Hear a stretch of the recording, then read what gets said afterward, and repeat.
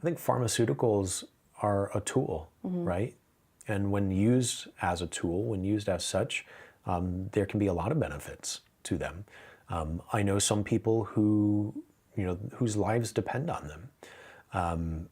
And so that scientific element of being able to, help support people's brain chemistry is really amazing. Again, it's that balance and that perspective. Are drugs providing a solution, or are they being used as a tool, right? And if they're a tool that's part of a holistic treatment plan, a holistic approach to wellness, then absolutely use them as such. But it's that situation like with any drug, when you become dependent on it, that's when it's unhealthy, right? That's when it's not sustainable. There's a criticism out there that there's an over prescribing problem. Absolutely. Like I said, I was on 33 different, combinations from, half a dozen different doctors in my youth. And then, these are late teens, early 20s when, especially the male brain is still being formed, when, we're not quite done growing. And so to, put all of those chemicals in there kind of haphazardly, that's pretty scary. Again, this was like early 2000s, so I hope that we're not, quite taking that like shotgun approach as much anymore. But that's definitely something that we need to consider.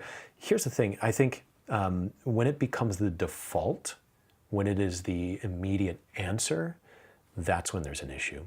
We need to take a look at what's the holistic approach. How are we approaching the whole person?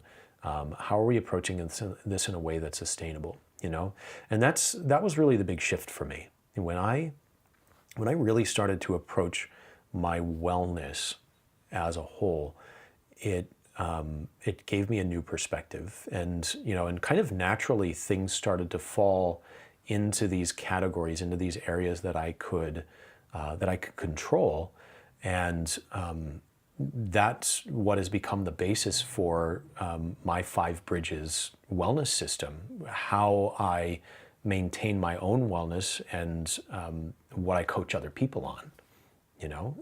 So I think when we have that kind of bird's eye view of our wellness, instead of just a, I feel like then a drug can be an element of that, right?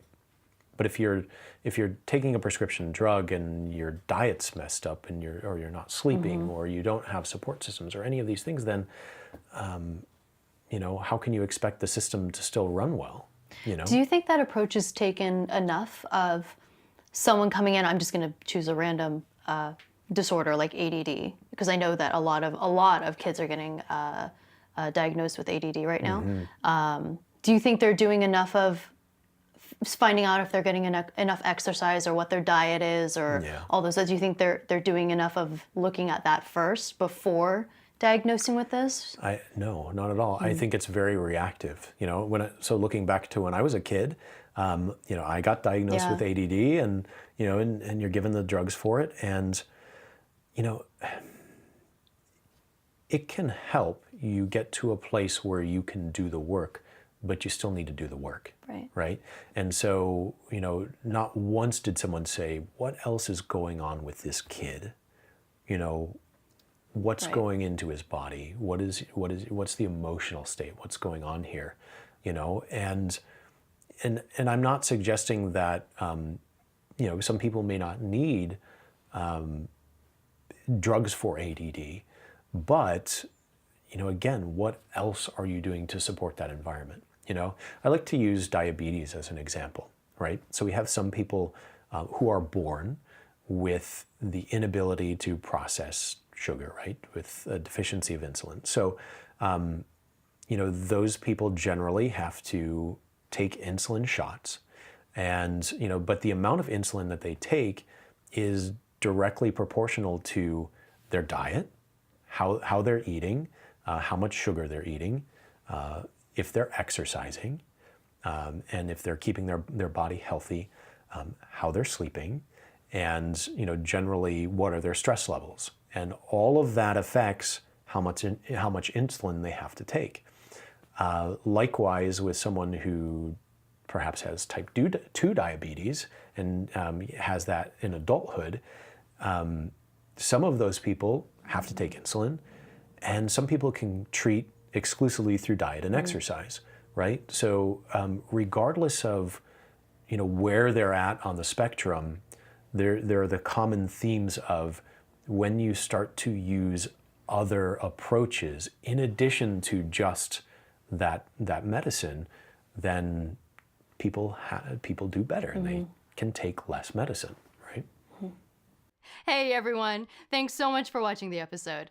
If you're interested in contributing to the conversation and supporting the show, there's 2 easy things you can do. 1, click subscribe, and 2, visit our Patreon page where you get exclusive access to the Exploring Minds community.